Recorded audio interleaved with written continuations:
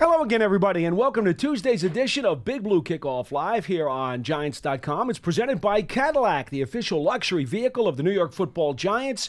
Thank you so much for being with us. On today's program, it's Howard Cross, Super Bowl champ, at Howard Cross 87, and myself, Paul Tatino, at Giants WFAN.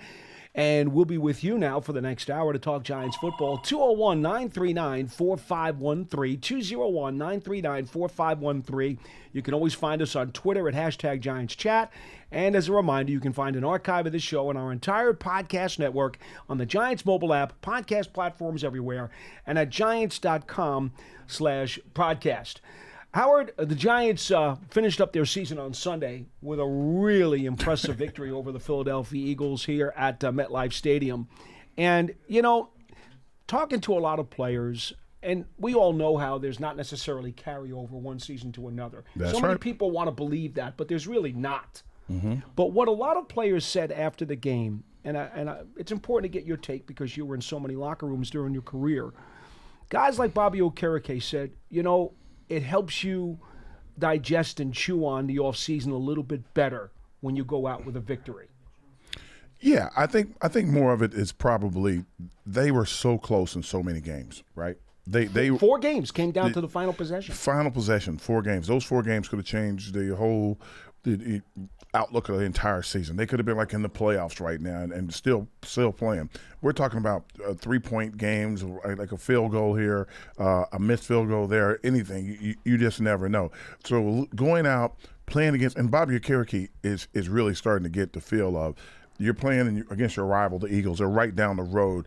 You don't like them. You can feel why you don't like them. And all of a sudden, you've heard so many times how many times they beat you in a row and all these different things. You just got in the door, and all of a sudden you're hung with a losing streak against one team, and you finally beat them. You're part of the group that beat them after so long. Yeah, it helps you out season a lot. It makes everybody feel a lot better.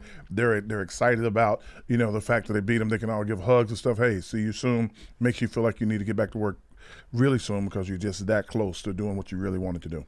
I think one of the things that, John Mara always stressed when he goes out to practice every day and watches throughout the course of the season and never misses, unless he's on league business when he can't be here, you always look for how is your team working and preparing? How is your team paying attention to the coaching staff? How is your team doing their homework, working on the plays? I was saying something, Howard, the other day, that after practice every day, even up until the final week of the season, there were guys with their electronic video pads looking over the practice video at their lockers during their lunch period while the media was coming in to talk to them. These guys were putting their nose to the grindstone right to the very end. And I just want to stress that, folks, because that's one of the most important qualities that front offices look for when they figure out how to judge a team. Yeah, but the world's different now. Like in the past, like everybody would be huddled in a room and watching tape. Yeah. And now they don't have to. Yeah, now they can sit there and look at their silent movies, Howard. Their Microsoft Windows, and they can sit there on their stools right in front of their locker and watch the entire practice. You can watch games itself. You can watch assignments. You can if something's going on. And remember, like football has evolved, and they don't practice anymore full speed with pads and hitting and going through every technique. Right. So now you have to mentally get yourself prepared to, okay, he's going to be coming from this angle. This is the technique he's using. And you got to look at it over and over and over again. You have to visualize a lot of stuff because it's just that's the way they're teaching now and when you get to this level. So it's not like the Alabamas or the Michigans or whoever in the world where these guys got 150 guys in practice and then go out and practice and hit each other. They don't do that. So you have to be able to visualize, watch the clips and understand what you're looking at and why you're doing what you're doing, trying to make sure you understand the calls and work, if a guy's motioning, where's he motion to? If a guy, feathers a blitz, is he coming, is he not coming? What you're looking at, and you got to look at it a bunch of different times and against a bunch of different teams. And I really bring this up because it was such a high level of execution in all phases of the game against Philadelphia that allowed the Giants to truly dominate that game from start to finish, even though the Eagles, they had most of their starters in almost to the end of the first half. And then they started to sub some guys out. But the Giants totally dominated that game. And Howard, I dare say it was their highest level of execution during the entire course of the season? I think from an offensive standpoint especially, yeah. I think that the offense was able to, stay in front of those guys, keep them occupied, which the Eagles have been the bullies on the block for a while, but they weren't the bullies on the block in the last two games, and especially the last game. The Giants' offensive line did a good job holding up. You had Thomas playing at left tackle and no one else in their right position. But they still found a way to pull together to get it done. They gave Tyrod just enough time to get the ball out. If he wasn't getting the ball out, he was able to scramble around and then get the ball out. Those are the things you want to see. There wasn't a lot of holding, a lot of negative plays, which helped the team out. They're very successful on the first down plays. And when you're successful in your first down plays, the second and third down, they look a lot better and look a lot easier to make plays on. And then on the defensive side of the ball, 3 more takeaways. They did a great job taking the ball away. I think, someone told me, oh, yeah, the skill of punching the ball out. You saw how they did it on Brown. I'm like, no. They fell on Brown's legs, and he let the ball go. He was done. I felt bad for him at that moment. I mean, I'm not laughing that he let the ball go because he got hurt, but I was like that. I felt bad for him instantly, and I'm like, man, he shouldn't even be in the game right now. And they immediately took him out, took him to the locker room. The interceptions by McKinney, the one on the sideline was just – he looked like a wide receiver. He looked exactly like a wide receiver, did a toe tap, everything. And then the other play coming in, Mariota just throws the ball to him. They read the wide receiver screen. I always thought to myself, and I'm like, why don't the guys just run up and catch the ball? It just looks like a play that if he turns, right? if this guy stands up and he stops and the other guy takes off, just run in that angle. And it seems like you was running, just catch the ball. And McKinney did. I'm like, that's what I've been thinking about for like 2 years of watching this. So it was pretty cool to see that happen. And those special teams, great returns, did a good job returning the ball. Yeah, and you gotta like all phases. They first time maybe for the entire season they had total complimentary football. They did a good job. It really was. So I just wanted to give you a chance to talk about that because I know it's a couple of days old, but Howard's part of our radio crew working on the sidelines during the game, and it's important to get the different perspective that he had, and it really was a feel-good day for the Giants and their fans. Folks, couple of quick announcements.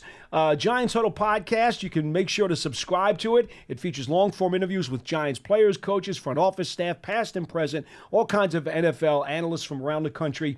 You can subscribe to your favorite podcast platform or go to giants.com/podcasts. If you go to Apple Podcasts, try to leave a 5-star review because that will help the ratings for the program.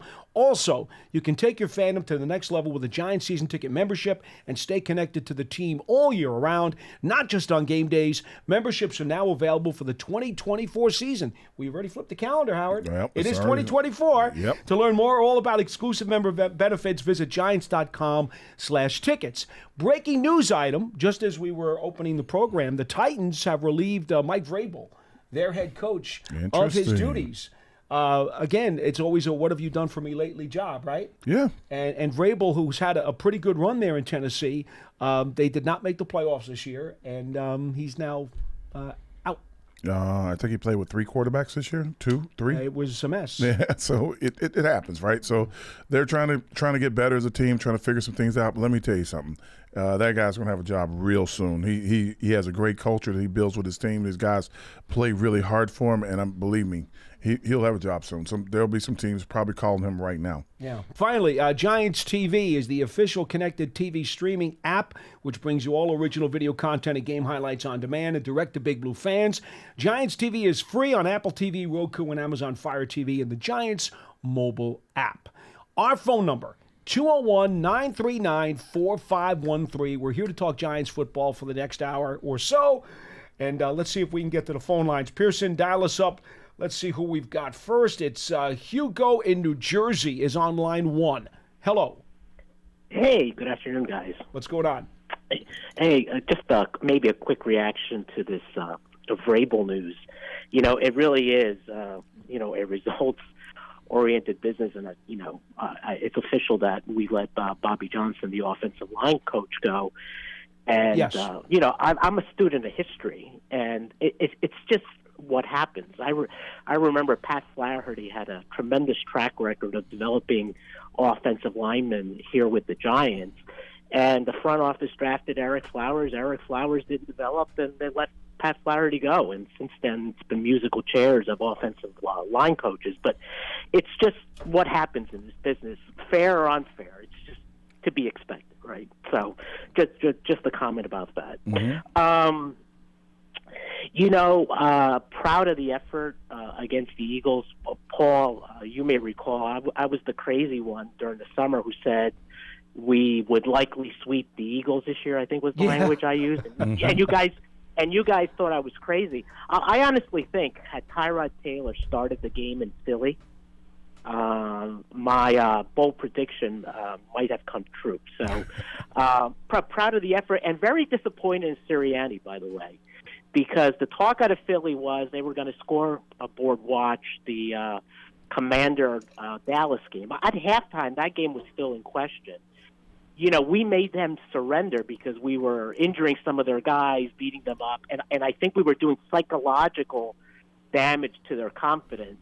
So he threw in the towel, and that's very disappointing, and that I don't think it bodes well for them going into the playoffs. Anyhow, I think to clarify, Hugo, and Howard, maybe you can also chime in here. You were on the field, so you probably did see the scores flashing on the board. I think when the Eagles started to take out a few of their key players, at the time, Dallas was up 14-10. And it was just before halftime for the Giants. I'm just going to say, the Giants were up 24-0. If he was going into the game and he was saying he was going to take his players out, if they didn't have a chance to win the East, then he did the wrong thing. That's why guys got hurt. Because guys were looking at the scoreboard themselves, like, oh, how long are we going to keep us in here? And that's just not the way you want to go into a game, playing a game. So if he said that, if he did that, or if that's part of what happened in Philly, I feel bad for the Eagles players, because that's not a fair way for them to be coached. Well, and that's not a fair way for them to be, that's just not the way you do it. Like, you play at full speed, at full tilt all the time, because that's the only way to stay safe when you're playing. It's dangerous if you don't. Only way to do it. I agree. Okay, Hugo, second point. Second point I wanted to make is a sort of off-season plan, and my view is, if at all possible, if the right players are there, you invest in the trenches first. Mm-hmm. So what I would like to see done in the off-season is to bring in free agents in the following slots. I'd like to see two guards come in, maybe one high-priced guard and one kind of a mid-level free agent guard, and then have that mid-level guy kind of compete it with Azudu and whoever else they might draft or whatever. So two guards, an edge player, and a three technique. And then I always think, you picking at 6 in the draft, I think there's going to be at least a couple of receivers that could come in on day one and be your number one receiver. The guy from LSU, Malik Neighbors, and the guy from Washington, Marvin Harrison's not going to be there, but Rome Odunze, I guess is how you pronounce it, or perceived to be high level prospects. I also wouldn't mind looking at Joe Alt, the tackle from Notre Dame. In that slot, and maybe going for a receiver in the second round. So that would be my plan. In a very general way, we'll see what kind of players shake out and what their price tags are. And can I say one thing that now that I have Howard on the line? Okay. Howard, next year will be the Giants' 100th anniversary. Okay. As a team, and I'm sure there's going to be lots of festivities, including some Ring of Honor festivities. And let me go on record here publicly to say you should be the headliner for that induction as a tribute to seriously, nice. as a tribute to durability, toughness, and dominating the trenches.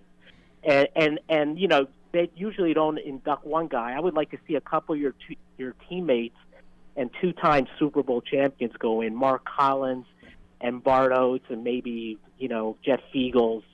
I think that would be a great class, but I think you should be the headliner. And I think it's underappreciated how much you contributed to putting that Super Bowl 25 trophy in the case. You made some catches when Hostetler bootlegged to keep drives alive. And, there used to be this show, Primetime, on ESPN with Chris Berman and Tom Jackson. And I remember when they did the review of the Super Bowl, they said, "Oh, that tricky Howard Cross." That's funny. So I hope from a longtime Giants from a longtime Giants fan. I don't know if people in the front office listen to this stuff. Let me say, I would love to see that. Great stuff. I really appreciate that, Hugo. That's very nice for you to say. That was very nice. All of us here appreciate Howard, for sure. And I got to see every snap of his career here. So trust me, I appreciate it even more than others. Oh, that's nice. Appreciate it. You know what, Howard? The one thing he mentioned about the free agency, though, I think we should at least make a quick comment about. You only have so much money. There's only so much cap room, and Absolutely. I appreciate the fact that he's targeting some areas he'd love to see. The Giants are going to have to split up their filling of those needs, be the draft and through free agency. Now, how would you feel? Let's assume for a minute, and maybe I'm being a little bit too assuming here, but the Giants could use some help on both lines in the trenches. They would love to have maybe a big play wide receiver. Okay. And that's where it starts for me. Those are the two things you got to address quickly: offensive and defensive lines and wide receiver. Well, it's three things. Well, you have to think of it. If you're going to do it financially, where would you spend your money? If you're going to do it financially, the first thing you have to do, you've got to figure out if you can keep McKinney in the house.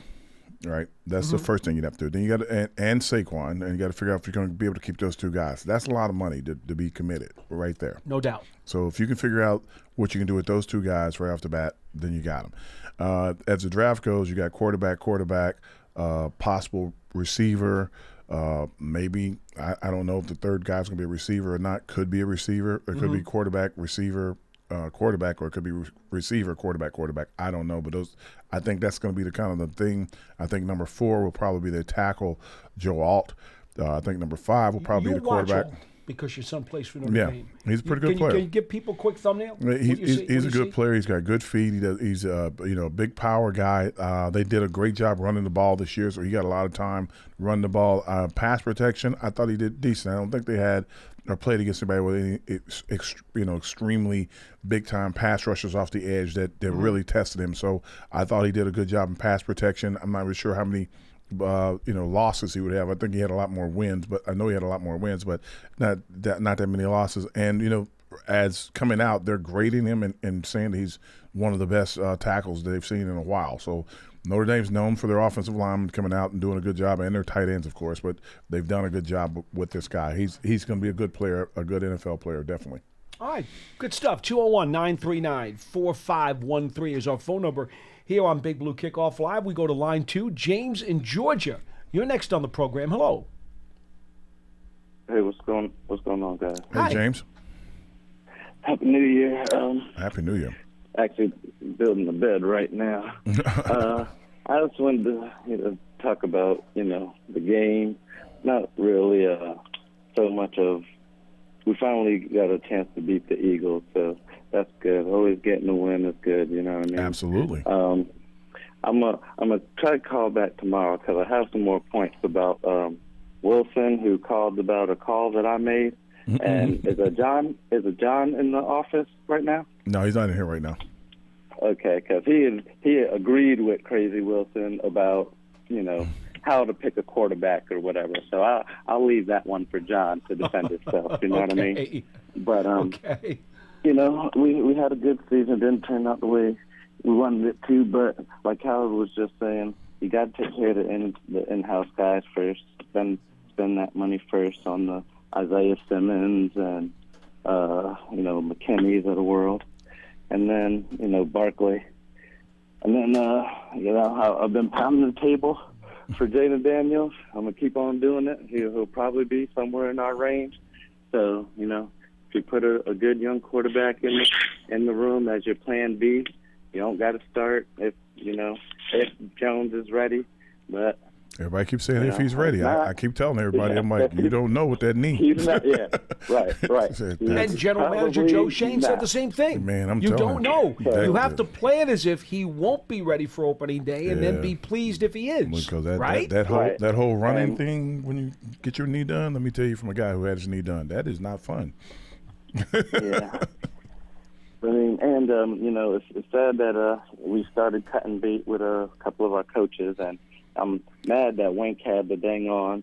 I thought he was talking about Philly with the 24 playbook, but apparently he was talking about his time with us. But if you got Leslie Frazier, I don't know if y'all seen what his comments on NFL Network yesterday. He was on there on Total Access, but Leslie Frazier's out there. He's available. Him and Dayball, worked together before. So we don't have any. We don't have any idea what actually is happening. We're just like you. We're just listening to people talk. That's it. Appreciate the phone call. Yeah. Thank you so much. Yeah, we have seen the reports that Wink Martindale intends to resign. There's been no official statement by the team, and therefore there's really nothing else for us to say right now. But we'll go back to the phones. And Jonathan in Westchester. Sorry about that, letting you go like that. But there's really nothing else. We can't really talk about it. We don't know anything. Those aren't waters that we have any information about. Yeah. Jonathan from Westchester is next on the show. Hello. Hey, guys. How's it going? Great. Good to speak with you again. So I wanted to talk today actually about the 2022 Giants draft. So it's interesting. At the time, I think for a lot of people, the head-scratcher that year was what the Giants did in round 2. And so I went back and I looked at this. Originally, the Giants' second-round pick was the 36th overall pick. And the Giants traded down twice in the second round. First with the Jets 2 spots to pick 38 to acquire pick 146. And then with the Falcons, another 5 spots to pick 43 to acquire the 114th overall pick. And so with pick 43, the Giants took Wan'Dale Robinson. Okay. And then with the 2 picks that the Giants got in the trades, 114 they took Dane Belton, and with 146 they took Mika McFadden. So you fast forward to 2023, at least the end of 2023, and you have some of the biggest contributions I think coming from those 3 players. Wan'Dale caught 5 passes for 85 yards against Philly in the last week. Yep. Finished with over 500 yards receiving. Absolutely. Dane Belton, Belton intercepted 2 passes and recovered a fumble against the Rams a few weeks ago and made 6 total tackles and had a sack against the Eagles. And I saw McFadden finish the season with over 100 tackles, had 101 tackles, and PFF gave him an elite 90.5 rating against the Eagles. So I guess, my point here is that, a few things. First, it looks like Shane did a good job, and he deserves credit. Second, those knee-jerk reactions to the draft are often dangerous. And third, for me, this is another example of how trading down and accumulating picks is often likely the right way to go. So I wanted to get your thoughts, especially on that last idea, when in doubt, trading down. Thank you, Jonathan. Appreciate it. Well, the reason why trading down to get picks works for you is that, one, the guy that's available, the guy that's coming up next, you don't have the highest grade on. And instead of you, quote-unquote, passing on him, somebody might really want him. And you never tell somebody you're going to pass on him. You're like, oh, man, you look as intrigued as possible to make sure that people want to come up. When they come up, they usually have to give you something for coming up, and you get more picks. And then the thing that the evidence of what happens in that moment is that once you get more picks, you can fill your team with rookie contracts. And you can do with rookie contracts, you have more money to spend on a veteran player if you need to keep a guy. If you need to bring a guy in, with more rookie contracts you have, the easier it is to navigate the salary cap and to build your team. Well, in addition to that, the first 2 years of Joe Shane's regime, he did not have a plethora of available funds under the cap. So he knew he was going to have to maximize the number of picks he could get his hands on, so that he could just have a quantity of young players, Howard. Yep. Maybe at this point, after 2 years of the new administration, he may want to adjust that a little bit, because we know the Giants had one of the youngest starting lineups on both sides of the ball in the league this year. So they have young, legitimate talent that they're trying to move forward with. Maybe he'll be a little bit more leaning towards picking up a veteran or two. No. He might. No. We don't know. I'm going to say probably. We don't know. Well, I'm going to say they're going to stick with the same process. I think it takes time to build an organization and to get enough guys in to do what you really want to do and get your vision put together. Let me ask you this then. Go ahead. The reason why I know that this is what he's going to have to do is because you can't build a team in 2 years. You can't. It takes about 4 years to get your team. It's almost like a college. It takes 4 years to get all your guys in, so to speak, and that's the process it takes. All right, now let me ask you this though, because we've had people say that okay, the Giants would like to enhance the competition on the offensive line. Okay, that makes perfect sense, obviously. So the question becomes, do you draft offensive line or do you go after that one big ticket guy as an offensive lineman because you don't have to wait for him to develop? Because if you're going to retain Jones and Barkley as focal points of your offense, do you really have the luxury of waiting for a young guy to develop over the next 3 years? Because I remember something, Howard, and you'll remember this very well too. When the Giants, years back, prior to the 2000 season, they brought in Dusty Ziegler, they brought in Lomas Brown, and they brought in Glenn Parker. Glenn Parker. They signed 3 veteran offensive linemen in one swoop. All 3 guys started on the offensive line, and the Giants went to the Super Bowl. Yep. So where do you weigh the mixing along that offensive line of maybe getting an established veteran as opposed to waiting to develop a guy?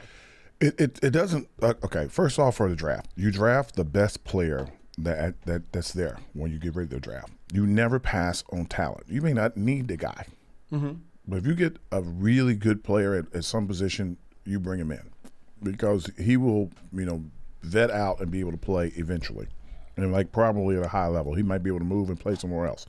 That's number one. Number two, to bring guys in back in the day wasn't as expensive as it is today. No doubt. So now when you're thinking about setting a team up and you're going to bring some guys in, it's like it's guns for hire. And you got to remember that, we went to the Super Bowl that year. We did a good job. And the following year, what happened?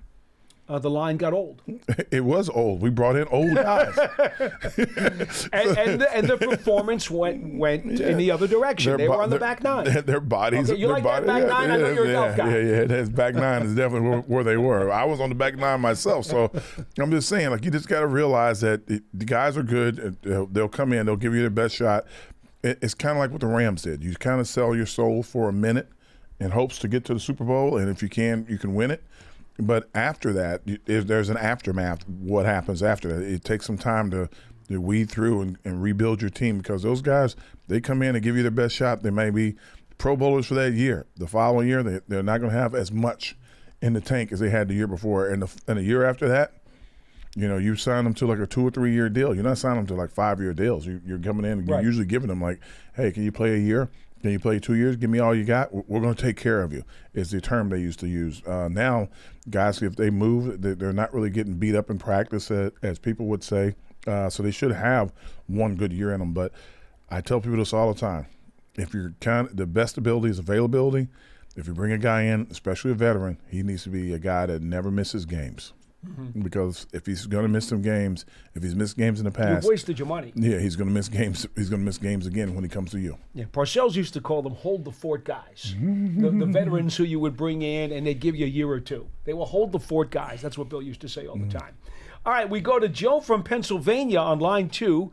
You're next on Big Blue Kickoff Live. Hello. Hi, Joe. Hey, Joe. Hi, Paul. There. I was very pleased with the Eagles win. You know what I mean? You mean the win over the Eagles? It was not an Eagles. I know, I'm busting on you. Very pleased with that. It was a fun day. Yes, really. My question is, I know we're picking number 6 now, and it just seems that there's going to be players there at the positions we need, like receiver, offensive line, and possibly quarterback. They're all going to be there.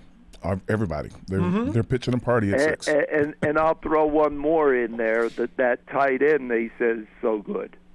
Bowers from Georgia. Right. Now, right. So my question here is the number 6 pick. If when you draft them, no matter what position it is, if it's a receiver or a lineman or a quarterback, do you have to pay them different salaries? It's just what they negotiate. It's the slot, Joe. The first guy gets a certain amount, and then they're slotted all the way down. It's very easy to do. Well, not easy, but it's relatively easy to negotiate those contracts. Well, what I'm getting at The is position's irrelevant, if that's your question. The position is irrelevant. It's the slot that the guy's taken that matters, not what position he plays on the field. okay. So it doesn't matter if he's a quarterback or Correct. whatever. Yeah, those days are gone. What I'm getting at is, too, I really think I'm a toss-up where we definitely need a backup for Daniel Jones for sure, and our backup there, Tyler. There, he Taylor. seems, he seems more than capable. You know what I mean, of doing the job. But would we save more money signing him for a couple years or signing a quarterback there at that position? And then if we sign that quarterback at that position, if we could save money, we could use that money like on a guard or something like that, or to sign our safety or our running back. Well, Joe, that's what I'm getting at. You gotta find out, number one, if you do want Tyrod Taylor back, you have to find out if he wants to come back and at what price. Well, You just don't know. Well, that's what I'm getting at. That they'll have time to talk to him about this. Sure. What but you think he's going to be? That's what I'm getting at. That you could, if you sign a quarterback there, that you like, because you definitely need it.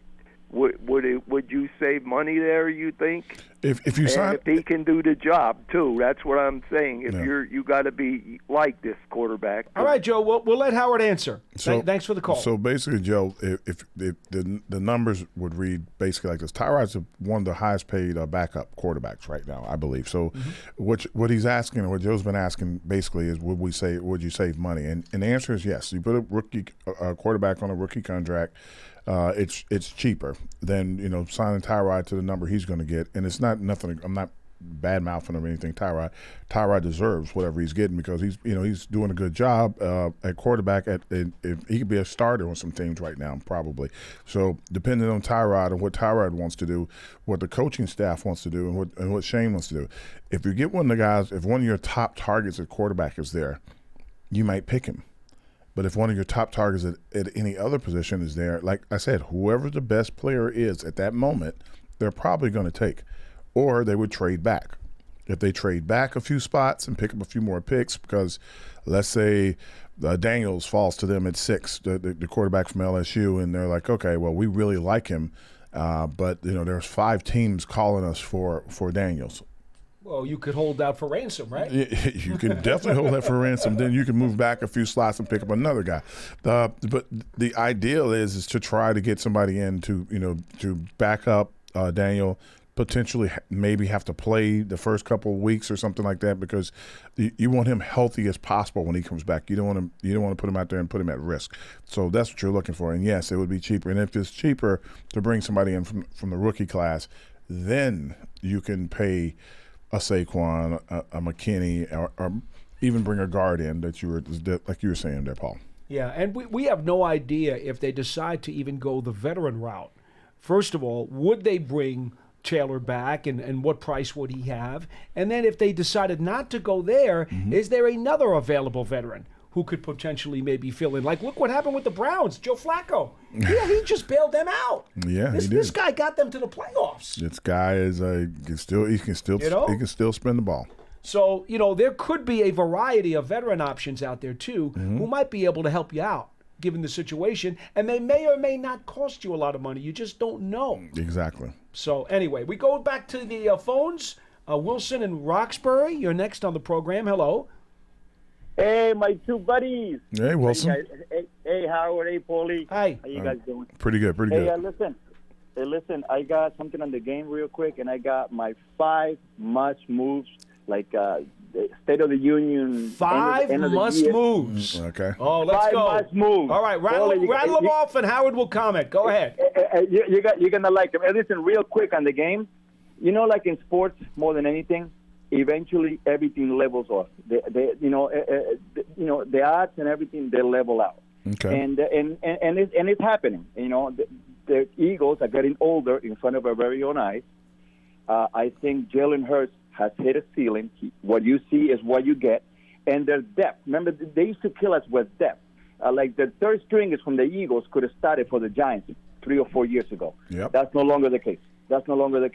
Dallas has a lot of salary problems, and they're going to have to make some hard decisions. So they're going to come back to the pack. And the Giants at Washington, they're going to level out. So it's going to be a fun year next year in the NFC. I really do believe it. And I think something else real quick, Howard, I don't know if you agree with me on this. I think Daniel still has another level that he can get to. Even though everybody's killing him, I really do. I mean, Daniel Jones, to me, is a top 10 quarterback, whether people like it or not. Okay. I don't know if you agree with me on that, Howard, but I think Daniel's extremely talented quarterback. I think he's been the benefactor of a really poor offensive line play for a few years. So I'm happy that he's on the mend, and I'm pulling for him. Like I said, I've been telling everybody let's ease up on him. He'll be ready for game 1 because that's a knee. It's a knee, and you just got to get ready to run on that and take hits on that. And he's a very physical guy, so I want him to be 100%. I'm pulling for him all the way. Yeah, they will not rush him back. No way. 100%. He's got to be 100% and nothing else. Yep. All right, listen, and here go my 5 things, guys. Here we go. Okay, what do you got? Number 5. You cannot go into next season to like the training camp with Evan Neal as your right starting right tackle. I mean, he might be a good player. I don't know. We don't know yet, but you got to have some contingency plans. He cannot be penciled in as the right tackle next year. That cannot happen. Okay, go ahead. That's one. Number 4. Isaiah Simmons. Under Wink, obviously, whatever happens, Wink, I don't know. But he was starting to get his stride, and he was starting to look like the top 10 pick that he was. Mm-hmm. So somehow, if they can keep him, that'll be great. Okay. Number 3. You meant McKinney, right? No, he said Simmons. Oh, Simmons. I'm sorry. I thought you said McKinney. My apologies. Go ahead. Foley. I think Isaiah Simmons towards the end started to look like the player that everybody. I got you. I didn't hear it correctly. Go ahead. Number 3. Brian Dable. I was wrong about that Brian Dable anyway. I think he is a good coach because he kept the team together. I was wrong, and I admit it. Okay. I think it's got to do what McCarthy did in Dallas. I think he's got to take back, call his plays, because we don't. Giants fans don't want to hear anymore. Well, I need that play back. That play back. No, he's got to take control and then have an offensive coordinator, but he's got to make the final decisions on the play calling. Okay. Number 2. Well, then I only got 4. And my last thing, my last thing is, if the Giants pick a quarterback number 6 overall, I think it's a huge mistake. But if they do, they have to get a second or a third round. Daniel Jones cannot be here if they draft a quarterback number 6 overall, because you cannot sell to the fan base that kid is going to sit behind Daniel. He's got to start from day 1. And you know what happens if he starts from day 1 and he goes 2-2, 3-1, and then how you going to sell that? How you going to take that kid out and put Daniel in? How you sell that to the fans? It's impossible. It's an impossible situation, and which I think is a mistake. But if they do, Daniel cannot be here. And I love Daniel. Okay. All right, Wilson. Thank you. Appreciate it, Howard. You have any thoughts? So first off, the Evan Neal thing. I think Evan Neal's going to have surgery this offseason, so he'll be full strength. I think he's been walking around either on a bad knee or a bad ankle for the last 2 years.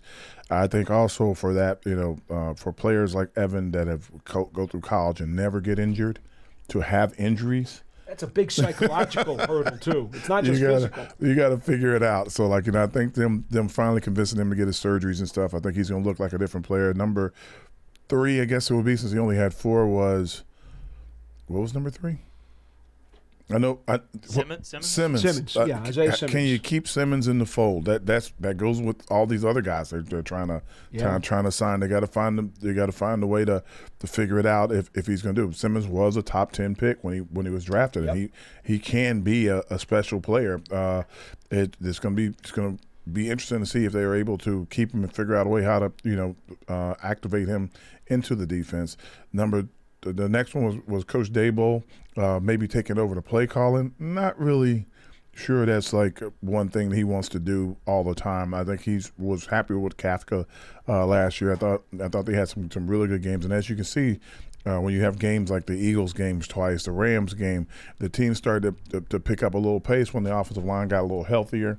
When Saquon's in the game, it became like, okay, so you got to pay attention to it, and things got better. The last thing, if they were to draft a quarterback number 6, the theory that you have to put a quarterback in immediately, there are 2 theories on it.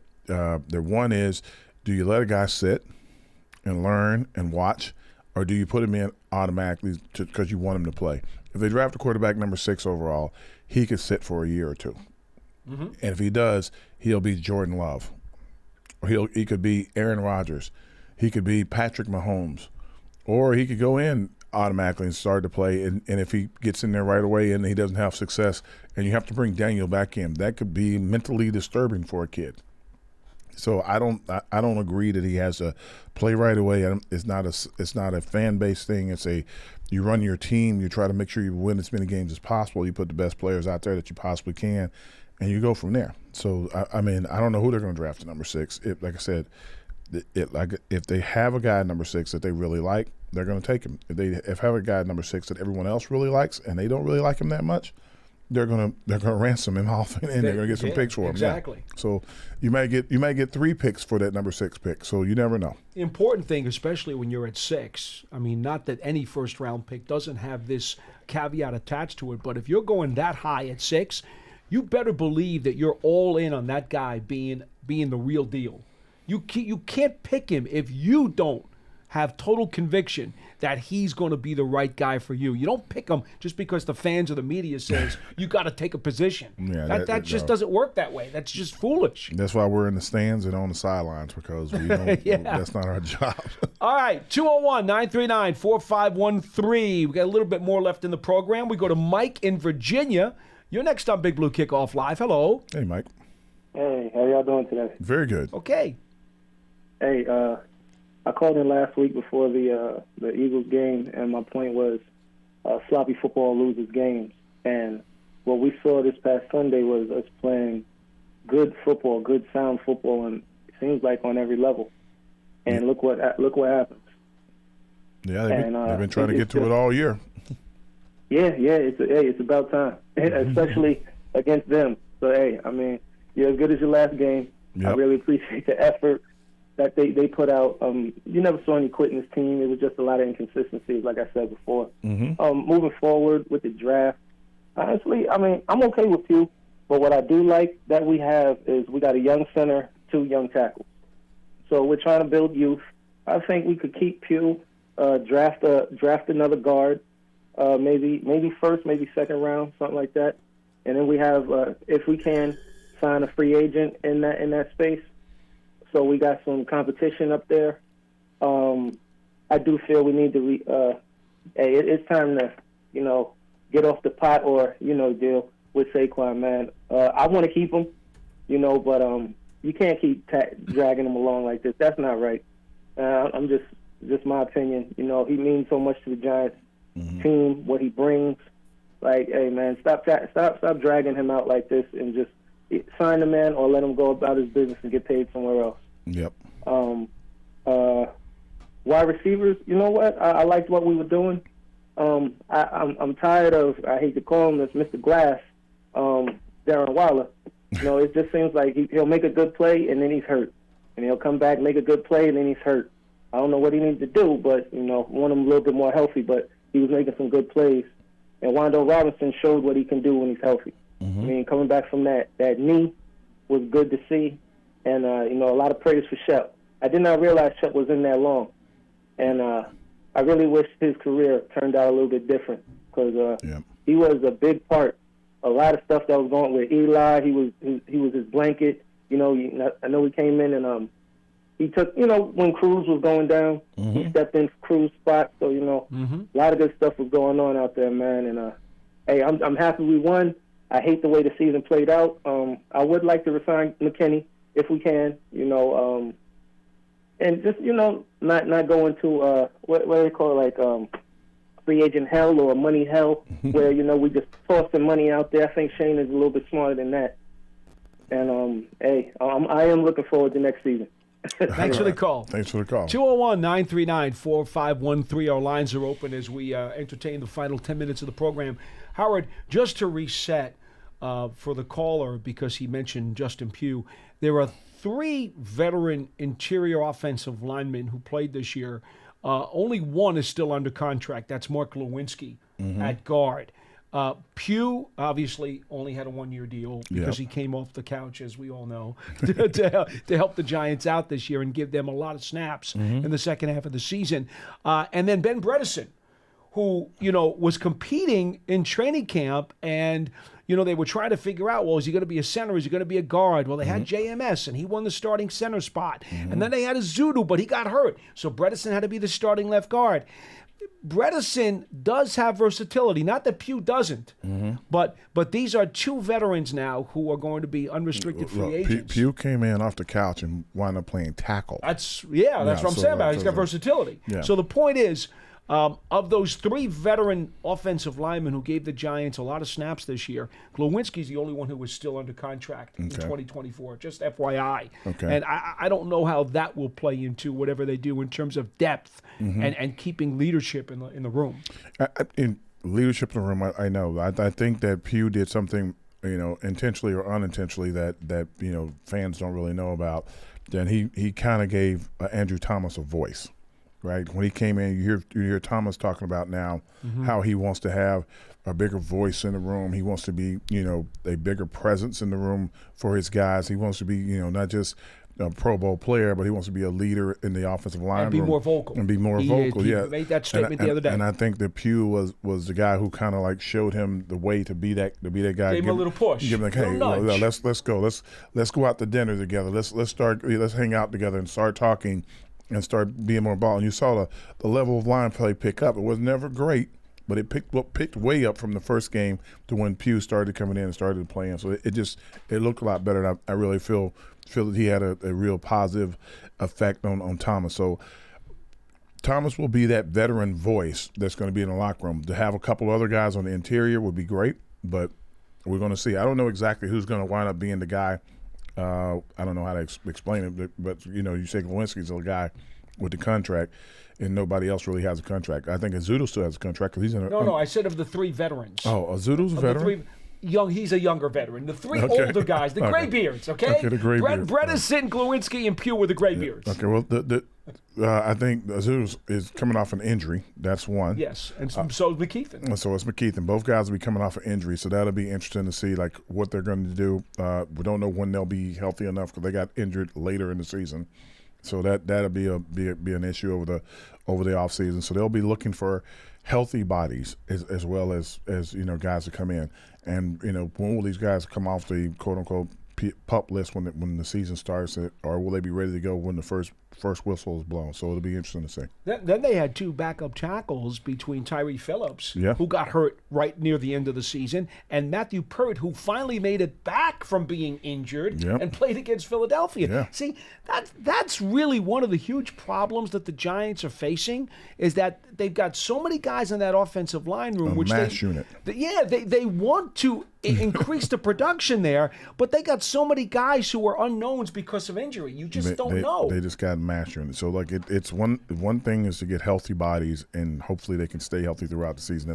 That's the whole thought on Neal. Got to get his knees and his ankles and everything worked on so he can get himself 100% healthy. You got you see Pugh with the brace on his arm. Make sure he got to get him healthy. You got all these other guys with ankles and knees and everything that's going to go on. We got to see if somebody can be healthy enough to start, because you can't go in the season with guys that got injured that late and expect them to be ready week 1 to play. One thing about Neal before we get back to the phone calls at 201-939-4513, I know you've been asked this during the show before, Howard, but I want to kind of put this make it very definitive. Joe Schoen has said he knows that Evan Neal needs to get better, and Evan Neal knows he needs to get better. He's got to get healthy first. But the fact that Joe Schoen has said, look, I know he's got the ability to play tackle in this league because I've seen the tape, I've seen his skills and his talent, and I believe that that's where he's going to be. How important is that confidence pusher from the GM to a guy like Evan Neal, who has been through so many ups and downs, and in all honesty is still trying to find his game? Well, I think it's great that when someone gives you the vote of confidence, but it's also scary when someone gives you the vote of confidence. That's like the last. I always thought the vote of confidence is like that's your last chance. You know, you mean the kiss of death. I give you the vote of confidence.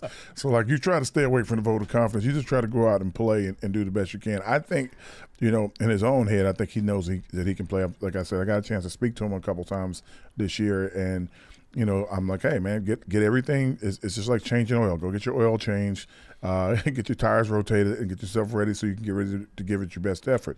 And that's all you can really do is just go out and give his best effort. I don't think he is happy with how he's played, injured or not injured. He's just not happy with the way he's been performing. So he's going to come back with a different, fresher attitude, fresher thoughts, and hopefully totally healthy. And if he's totally healthy, I'd be a little nervous to see what he's going to do when he starts out in training camp, if they could get him in pass, actually, practice. And we do know there'll be a new offensive line coach here. Okay, we don't know who it's going to be, but that's going to be another adjustment that he will have to deal with. Yeah, like somebody else teaching you how to do things and how to get through things. I mean, it's when people see offensive lineman play, if you never hear an offensive lineman name called, then he's having a good day. But if you're somebody's watching the game and they're calling the game and they're talking about this guy just mashed somebody, there are going to be some games where you're going to see like that big fella mash some guys into the ground in a run play. The problem is that you want to see him mash some guys. You can't really mash them in the ground because that's considered holding in the pass game. You want to see that, so. But it's you only holding if they see it, Howard. Hey man, look, we had some games this year, and I'm still amazed that there was no offensive holding called. We've had some games this year where there were no pass interference penalties called. I'm like, what is it? Like? You just gotta you just gotta know the refs. You gotta know who you got that week, because if they're not gonna call holding, somebody's about to get their clothes taken off. It's gonna be ugly out there. Okay, we go to line 2. Jay from Connecticut. You're next up, Big Blue Kickoff Live. Hello. Hey, good afternoon, guys. Hey, how you doing? Past couple of games, I know Matt Parrott's been getting in. What's the take on him?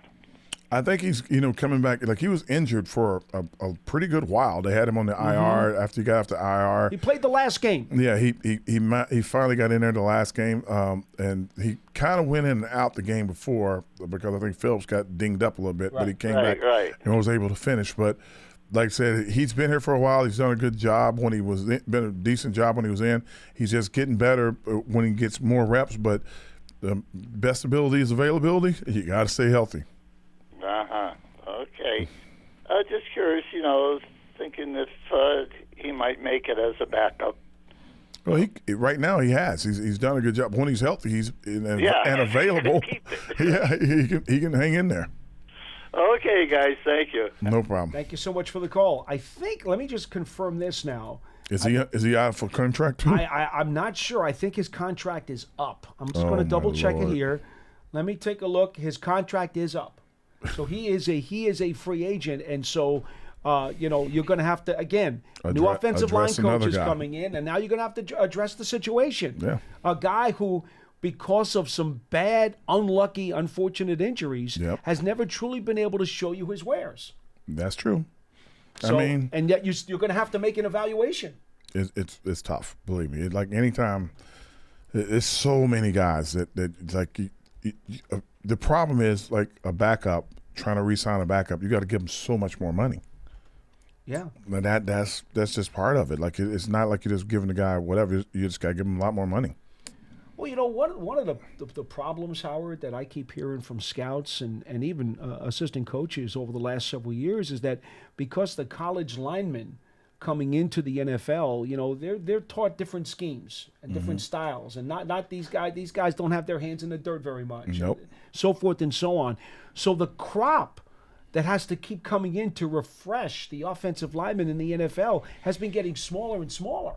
Well, for guys who are at least kind of ready-made, let's put it that way. You outside of the Alabamas, the Georgias, the Michigans, Wisconsins, Notre Dames, where Ohio State's got some pretty. Yeah, Ohio State, where you have guys that have their hand in the dirt and they run the ball a lot. That's one thing. You see teams that the more they're in quote unquote shotgun or they're not under center. When you're under center, the moment you get under center, that means that the guys are all going to have their hand on the ground, and it can't just be in 3rd and 1 and 3rd and 2. It's got to be sometimes in the middle of the field. So coaches are when I came in the league, they used to call it the running. Run and shoot offense. Now it's just now it's just shoot offense. Now it's just Mouse called, Davis. Remember? Yeah. Now it's just spread. So that's it. And high schools have kids training in 7-on-7 camps, and they have quarterbacks and receivers and DBs and tight ends and running backs. They're doing this constantly because they think that's where the game has evolved into. As you're doing that and you're so focused on it, there's no real I'm assuming there are, but there are no real like offensive line camps that you can go where you can compete and get better at things, and D-line camps where you can go train as an offensive lineman. You can go train as a defensive lineman, but there are no moments where you're working out together and working on your skills together. So when it comes down to the league, we see more and more talented skill position players, but the offensive linemen specifically have the hardest jump, because if you're not in an offense or a dynamic offense in college where you got your hand in the dirt or you're in your 2-point stance where you're learning to work with guys and move and having to go to the second level or pull, it's hard to come up to the league and all of a sudden just start doing that. You can be the most massive guy on the planet, but you may not be able to go backwards. No doubt. Right. So it's going to be a big jump. All right. He is at Howard Cross 87. I am at Giants WFAN. That'll do it for today's edition of Big Blue Kickoff Live. We are here every weekday from 12:30 p.m. to 1:30 in the afternoon. Give us a call at 201-939-4513. Jot that number down. You can also catch the archive of this program and our entire podcast network on the Giants mobile app, podcast platforms everywhere, and at giants.com/podcast. Again, Big Blue Kickoff Live is presented by Cadillac. We'll see you next time.